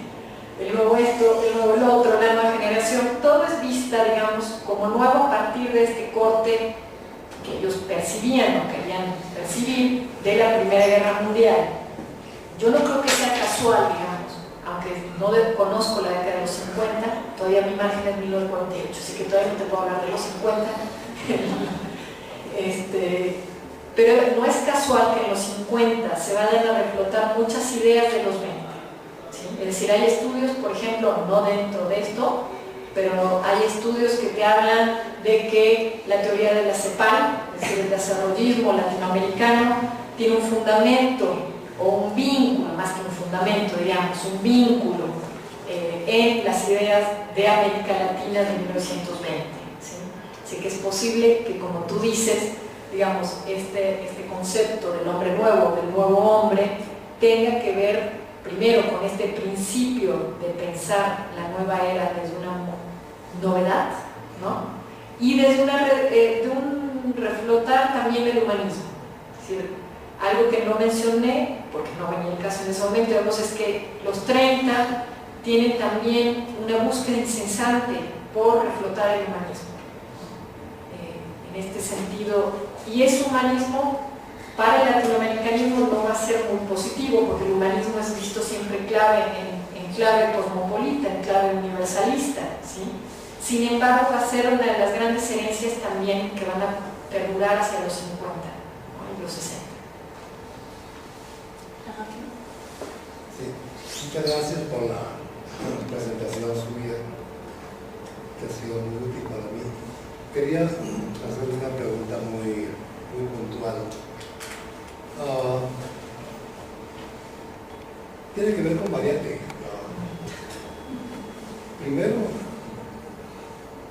creo que no quería renovar nada, ¿no? Si alguien que quería renovar algo en el Perú era Mejía, en el Banco de la Patria Nueva. Y la concepción que tuvo Mariátegui sobre el imperialismo, que terminó motivando efectivamente su expulsión de la Internacional, era completamente diferente a la que haya, por cierto, tenía.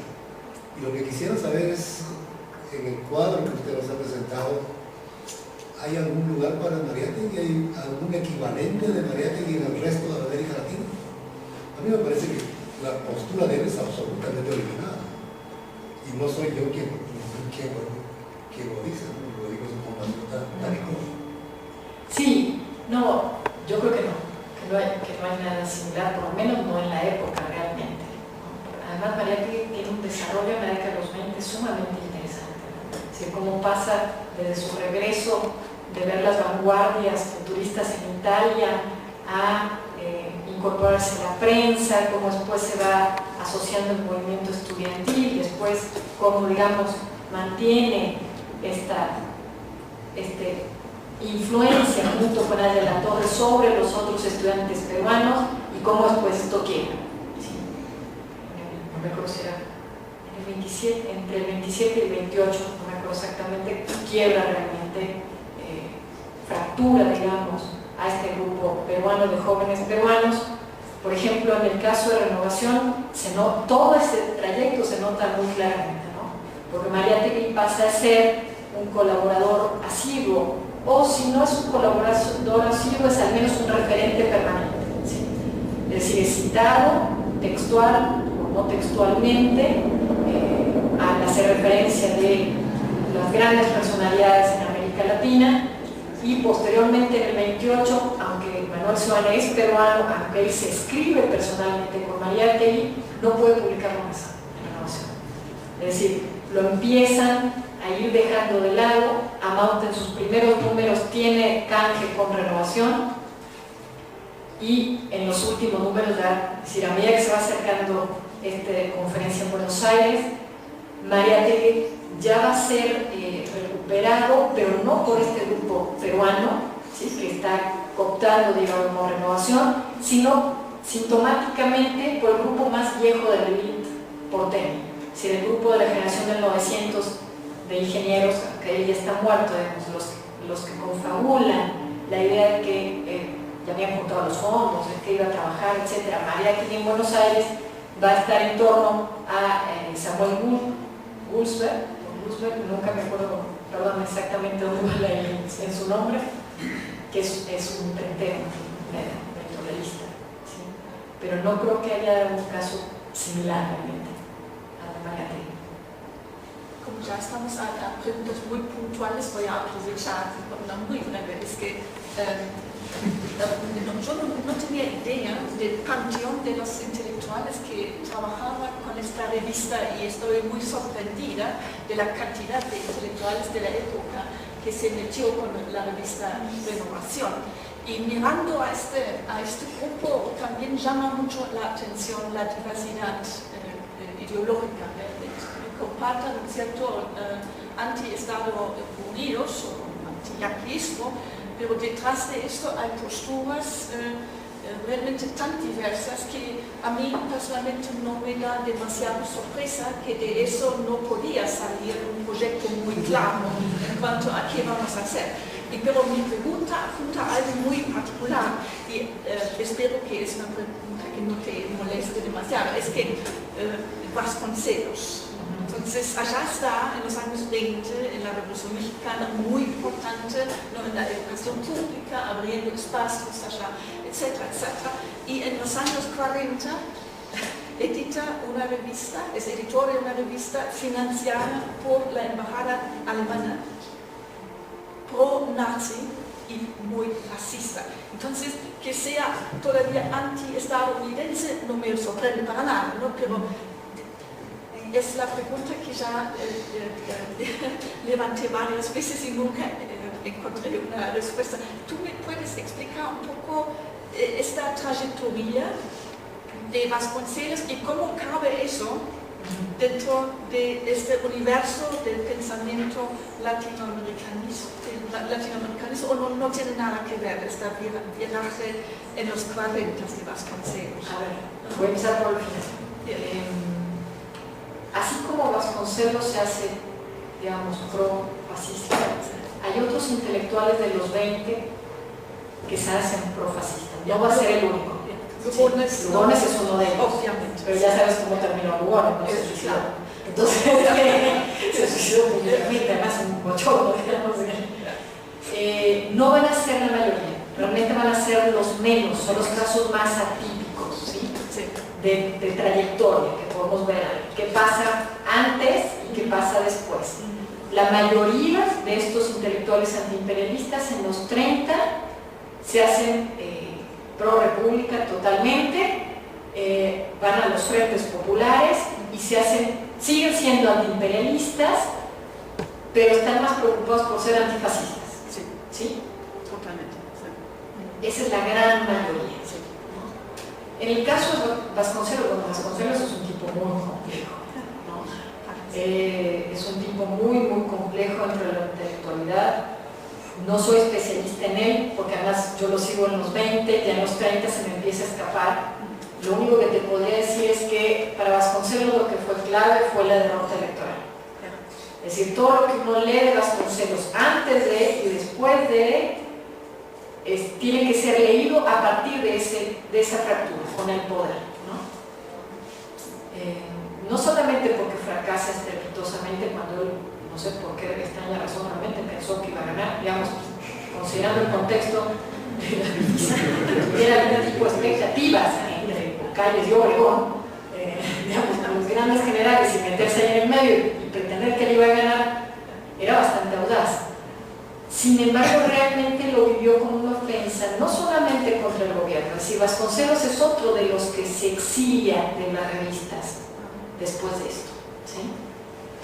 Es rarísimo como al principio todas las revistas de la primera parte de la década de los 20, Vasconcelos es fantástico, es el maestro de las juventudes, es un líder intelectual, y después de que Vasconcelos rompe, como dirán en México, está muy ardido, ¿sí?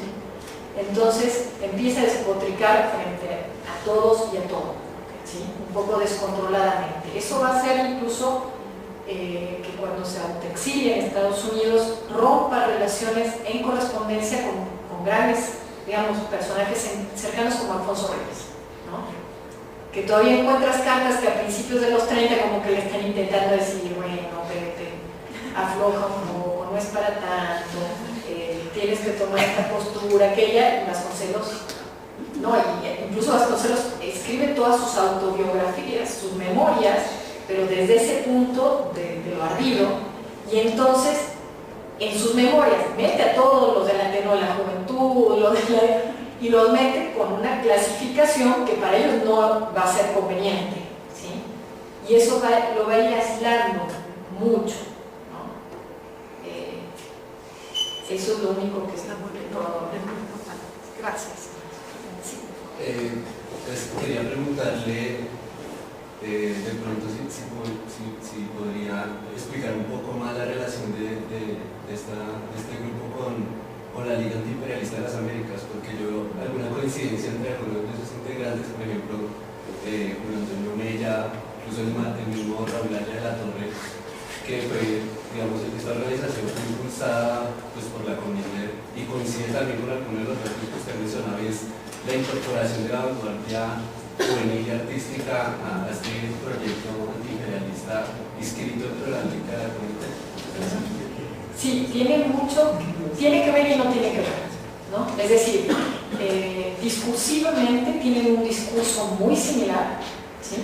Pero en la práctica son dos redes distintas, aunque haya miembros que puedan participar en ambas, ¿sí? Por este tema de los mediadores o conectores. ¿A qué me refiero? La Liga Antiimperialista tiene un gran vocero, ¿sí? Que va a ser Libertador, ¿no? Que es una revista ya estudiada por Melgar. Esta revista tiene similitudes discursivas, por ejemplo, la utilización de la imagen zoomorfa, ¿sí? Para burlarse de los Estados Unidos. Es decir, esta caricaturización del imperialismo como un monstruo, como un pulpo, como un águila, como si esa va a ser compartida entre ambos. Sin embargo, la Liga Antiimperialista, por ser dependiente de la Comintern, va a ser vista por el resto de los antiimperialistas como a la defensiva, van a estar de alguna manera a la defensiva y van a ser criticados porque justamente su postura es que tienen que ser apartidarios. Si se afilian a la Comintern, nunca van a realmente decir lo que pasa en América Latina, sino lo que Rusia quiere que pase en América Latina. Eso los va a llevar a muchísimos distanciamientos dentro del sector antiimperialista, ¿no? De entrada rompe el grupo antiimperialista entre los que tienen vinculación más o menos directa con los partidos comunistas y con el Comintern, y los que definen no tenerla, ¿sí? Hay un caso, por ejemplo, además, algo que les arde muchísimo a los antiimperialistas, es que tú sabes que la Liga Antiimperialista en realidad tiene una sede importante en Nueva York, es decir, Estados Unidos está dentro, está considerado para la Comintern aquel que, por ser el país capitalista que tiene posibilidades realmente de pasar en esta fase, ¿no?, evolutiva hacia el comunismo, cosa que no podía hacer el resto de los países latinoamericanos, que ni siquiera habíamos llegado al capitalismo, ¿sí? Eso para muchos antiimperialistas desde América Latina va a ser un freno que no quieren pasar, ¿sí? Eso no quiere decir que no tengan redes con Estados Unidos. Hay un grupo antiimperialista norteamericano que está relacionado a Samuel Guyman, que va a estar muy en contacto con ingenieros. Pero, por ejemplo, ingenieros lo escuchan, le mandan las cosas, pero no lo acepta como parte de la red. Él jamás publica en innovación. Es decir, es un límite muy claro de quiénes se incluyen y quiénes se excluyen, ¿no? Meyer, por ejemplo, sí es considerado, pero no tanto por su pertenencia, digamos, más bien se le perdona su pertenencia a la Liga por ser un líder del movimiento reformista. Es decir, tienen que al menos tener 2 de 3, digamos, variables para poder estar dentro de la misma red, ¿sí? Sin embargo, esto no va a ayudar en nada a América Latina, porque lo que va a hacer es una división de muchos grupos y grupos antiimperialistas, ¿no? No, pues simplemente que cuando menos a mí Cano no estuvo conectado a esta red de renovación, pues vivió en Buenos Aires en esa misma época. Sí. Y era también antiimperialista. Sí, estuvo relacionado, no fue de los que están más cercanos, pero sí estuvo relacionado.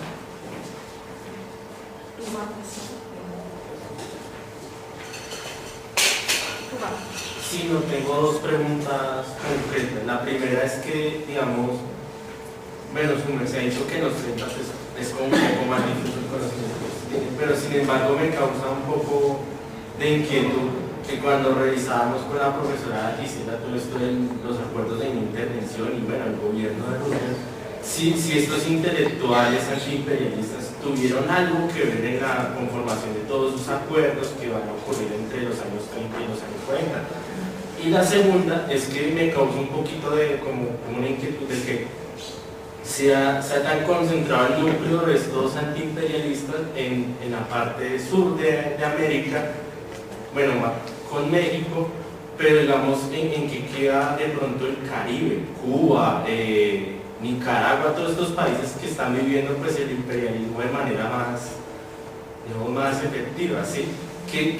O sea, ¿qué tipo de intelectuales habían de pronto en Cuba o algo así inscritos en el movimiento? O si fue más bien, o sea, si era más leído la revista o si realmente había una participación efectiva de estos países. A ver, voy a empezar por la última. Cuando uno lee el discurso de ingenieros, no puede dejar de notar, digamos, que este discurso tiene a su vez un imperialismo. Es decir, ellos plantean que los países más desarrollados en América Latina, es decir, México y Argentina en este momento, Brasil ya tenía un buen desarrollo, pero con Brasil tiene sus asegúnes por este tema del idioma, ¿no? Chile todavía no tenía un despegue tan importante, entonces realmente ven como 2 faros, es decir, como si México y Argentina tuvieran que ver cómo le hacen para liderar y encauzar el desarrollo en América Latina, lo cual no deja de ser imperialista en un sentido ya, ¿sí? Es decir, este tema del liderazgo y de la competencia por el liderazgo está ahí siempre presente, ¿sí? Es parte de la lucha del poder, ¿no? Sin embargo, lo que es interesante es por qué cantidad de centroamericanos y de caribeños que vivían realmente la influencia del imperialismo y que podían decir lo que era, porque en Argentina pues, todavía estaba, digamos, bastante lejano, todavía al menos no habían tenido una intervención real, ¿no? Porque es que ellos justificaban que Argentina es el que tenía que liderar, ¿no? Eso es la parte interesante, ¿no? Como un discurso es apropiado, ¿no? Ellos lo plantean de que, si bien ellos son los que realmente sufren y saben lo que es el imperialismo, sus gobiernos están tan íntimamente vinculados con el imperialismo que si no es a través de un movimiento de concientización que viene de afuera, nunca se va a lograr ayudarlos. Es decir, ellos solos se ven a sí mismos como impotentes frente a una realidad que los está sobrepasando. ¿Sí? Eso en cuanto a la segunda. En cuanto a la primera, las redes intelectuales que están en estos grupos antiimperialistas generalmente no son las mismas que están en la diplomacia, ¿sí? De los congresos panamericanos primero, interamericanos después. Sin embargo, eso no significa que las ideas no circulen. Es decir, hay grandes conectores, por ejemplo Alfonso Reyes, ¿sí? Que es un gran diplomático, está desde antes de los 20, es decir, cuando empieza la revolución lo envían como diplomático y sigue su carrera después de eso fundamentalmente como diplomático. Por ejemplo, no puedes entender la presencia de libros de México en Argentina si no entiendes todo lo que hizo Reyes cuando estuvo, 2 veces estuvo en Buenos Aires, digamos, como embajador, y cuando estuvo en Brasil, para conectar redes. Es decir, él era un excelente mediador de redes. Si bien él no publicaba en Renovación, los libros a Renovación llegaban a través de él. Y él era el encargado de decirle, sí, si tú haces poesía, lea fulanito, y en Brasil está menganito, y en El Salvador está fulanito, porque además esa red diplomática es una red intelectual. Si hay algo que caracteriza, a diferencia de la Guerra Fría, a la diplomacia de la década de los 20, es que realmente es una diplomacia cultural muy imponente, en donde además en el caso mexicano se llevó a sus mejores hombres al servicio de la diplomacia, ¿sí? Eran intelectuales que tomaron funciones diplomáticas y por lo tanto pusieron en la diplomacia sus redes intelectuales, ¿sí? Y eso hace que entonces cuando hay, aunque aparentemente si uno lo lee de manera simple, causa-efecto, no hay una relación directa, por ejemplo, entre el Código de Paz que escribe, que defiende Alfonso Reyes en la conferencia de Montevideo en 1933, si tú lo sigues anteriormente y ves la correspondencia de ingenieros de Reyes y ves lo que escribe Reyes con otros intelectuales, etcétera, te vas a, sí puedes entender por qué hay una relación. Lo que pasa es que es mucho más complejo establecer sus vínculos. Bueno, volver un poquito a la pregunta de las relaciones entre la Liga Antiimperialista en Estados Unidos y América Latina. Una pregunta, bueno, un poquito más sobre esa influencia de los intelectuales norteamericanos latinoamericanos, en los norteamericanos, es decir, leían en Nueva York lo que estaban escribiendo acá y cómo afectó lo que ellos escribían. Y la otra pregunta puntual, una foto que pusiste sobre la dirigencia estudiantil. La vicepresidenta era una mujer norteamericana. Entonces, ¿qué significa eso? Bueno, sobre todo que era norteamericana más que mujer. Tú sabes que Nueva York siempre fue como dijo Martí cuando le tocó estar ahí, conozco al monstruo porque vivía en sus entrañas, o sea, pero no me acuerdo si decía monstruo como a la bestia, era una palabra fuerte, con connotaciones fuertes. Y las entrañas eran este núcleo que siempre no siempre, primero en realidad estuvo, por el caso mexicano, al sur, en la zona de Luisiana, ¿no? Es donde iban todos los refugiados liberales del siglo XIX, y entonces ahí había grandes periódicos, grandes tertulias, grandes debates. Pero eso, para finales del siglo, Nueva York ya es claramente el lugar por excelencia en Estados Unidos donde se debaten todo tipo de ideas raras, entre ellas las antiimperialistas, ¿sí? Entonces, en Nueva York, por ejemplo, encontré la mayor cantidad de números de renovación, no están en ninguna parte del mundo. Sí está en la Biblioteca Pública de Nueva York, con el sello, después encontré la carta de quién es el que lo pide, por qué lo pide, tiene suscripciones, es decir, su interés por leer todo lo que viniera de América Latina es enorme. Su necesidad de estar informados de lo que pasaba del otro lado, digamos, es realmente apabullante, ¿no? Entonces, no es casual que encontremos personajes que van a estar todo el tiempo estableciendo vínculos, ¿no? Entre Nueva York, porque realmente no es todo Estados Unidos, sino Nueva York, y América Latina. Uno de estos personajes es este que les mencioné, ¿no? Samuel Inman. Por ejemplo, Inman, en el Ingenieros va en el 16 por el Congreso Científico Panamericano, va a Estados Unidos, por supuesto hace una de las suyas, entonces frente al presidente se le burla, ¿sí? Lo cual es totalmente cuestionado porque era en representación del gobierno argentino, o sea, un gran escándalo, ¿no? Porque Ingenieros va, cuando se tienen que presentar, en vez de decir José Ingenieros, usa un nombre totalmente inventado. Y el presidente dice, ¿cómo no? He leído todos sus libros, muy interesante, qué sé yo, y entonces se da la vuelta y le dicen, ven, no tienen ni idea quiénes somos, podemos decir cualquier cosa. Entonces, ese acto, por ejemplo, lleva a que este núcleo de Nueva York lo busque. Yo he seguido la correspondencia en general, por ejemplo, ¿no? Si inmediatamente buscan entrevistarse con él antes de que se vaya a Estados Unidos. Algunos lo logran, otros no, y entonces empiezan a escribirle asiduamente pidiéndole consejo, ¿no? ¿Cómo hacer en Nueva York, en Estados Unidos, para crear una conciencia antiimperialista? ¿Sí? El lazo entre Inman y Ingenieros va a durar hasta la muerte de Ingenieros, hay muchísimas cartas, ¿sí? Si bien no todos los antiimperialistas neoyorquinos van a estar de acuerdo con la propuesta de Ingenieros, ¿no? Por ejemplo, el discurso por la Unión Latinoamericana va a ser cuestionado por la revista que dirige Inman, que se llama La Nueva Democracia. Es una revista muy importante en el sentido de que si tú ves la lista de colaboradores de América Latina que participan, están todos.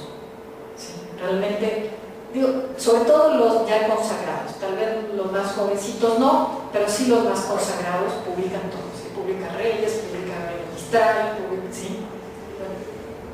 Y esa es la función de esa revista, ser un conector también entre Estados Unidos y América Latina. Y en esa revista se interpela, por ejemplo, el discurso de Ingenieros.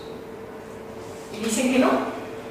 Le cuestionan tremendamente, dice que su función es dividir a América Latina, que lo que está haciendo es crear una enemistad innecesaria entre los países y que el problema del imperialismo no es de Estados Unidos, sino de los propios países latinoamericanos que lo están sosteniendo, ¿no? Entonces hay un debate bastante interesante, ¿no? Entre ellos. El tema de la mujer norteamericana sí llama mucho la atención, pero a nosotros nos llama la atención porque el mundo intelectual latinoamericano es muy masculino, ¿sí?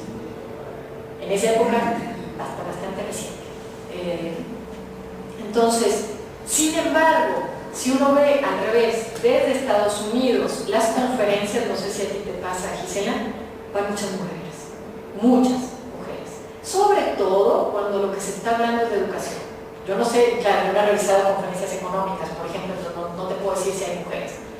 Pero, por ejemplo, en las conferencias internacionales de la Liga de las Naciones de Cooperación Intelectual, Estados Unidos manda generalmente, aunque no participe la Liga, sí participa de cooperación, entonces manda sus conferencias en su comitiva, que es muy numerosa, siempre hay un porcentaje muy elevado de mujeres, cosa que en el caso de América Latina es casi inexistente. ¿Sí? Entonces, bueno, por eso. Tú al principio de la conferencia hablas del muralismo. Y yo quisiera saber si, tal vez no tan ligado con el antiimperialismo, pero sí con una exaltación de lo latinoamericano, hay una especie de creación de redes de artistas que vayan como, y me refiero sobre todo tal vez en los 30s, 40s, de la figura de Siqueiros, de lo que hace Siqueiros desde Chile y luego pues en Argentina, y eso, se formen artistas que vayan creando como una especie de red intelectual conceptual que vaya defendiendo ese ideario latinoamericano a través del muralismo y que asimismo se vaya como vinculando políticamente a distintas ideologías políticas. No sé si has trabajado algo con eso. No, yo no lo he investigado, él lo he leído. O sea, te puedo decir lo que dicen otros autores, no lo que yo he investigado. El muralismo en realidad es un movimiento que nace como una necesidad del Estado revolucionario por crear imágenes sobre un indígena que había sido totalmente excluido y que de repente se va a convertir en una política de Estado.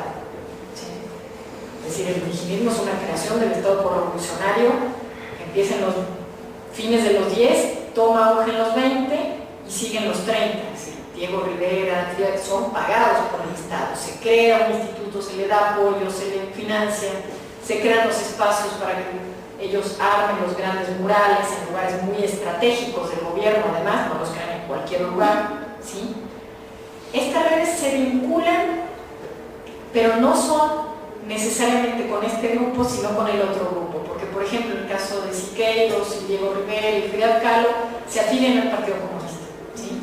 Entonces van a estar más relacionados a la Liga Antiimperialista, ¿sí? A la otra Liga Antiimperialista. Diego Rivera es en algún momento creo que el director o algo así, si mal no me acuerdo, de Libertador, ¿sí? De la publicación, más que con estos otros antiimperialistas, ¿no? Yo no he observado a través de este grupo que he estudiado por ejemplo, en esta información casi nunca aparecen muralistas, ¿no? Aparece otro artista peruano que es Miro Quesada, que sí va a ser aparentemente después muy importante porque me lo piden mucho, pero no con los muralistas mexicanos, ¿no? Porque su discurso es excesivamente nacionalista, mucho más que latinoamericanista. En los 30 por ahí empiezan como a coquetear un poco, ¿no? Con este tema, pero no empieza siendo así. Sí, es agradeciéndole de nuevo su venida acá, está importante. Quisiera finalizar con una pregunta quizás un poco más honesta. Ya hablo un poco acerca de las respuestas de Nueva York desde el movimiento intelectual. Yo quisiera ver las de Washington. O sea, cómo Washington interviene en estos grupos, en estas redes intelectuales, ¿no? Entonces saben que fue la anunciación de la política del vecino, el memorando Clark, que finalmente no le pagan bolas, sino así, ¿no? O sea, no tuvo trascendencia hasta el gobierno de Roosevelt. Entonces quisiera saber más qué hace Washington con esta gente que le está generando problemas en ese punto. La vigila. Únicamente. Es decir, por ejemplo, yo encontré en Estados Unidos informes es decir, le piden a los intelectuales que lo lean, que le digan, por ejemplo, ¿quién es este ingeniero? ¿Por qué escribe eso que escribe? Cuando dice los tiempos nuevos, ¿está hablando de la Revolución Rusa o está hablando de otra cosa? Esas son las cosas que le interesa a Washington, ¿no?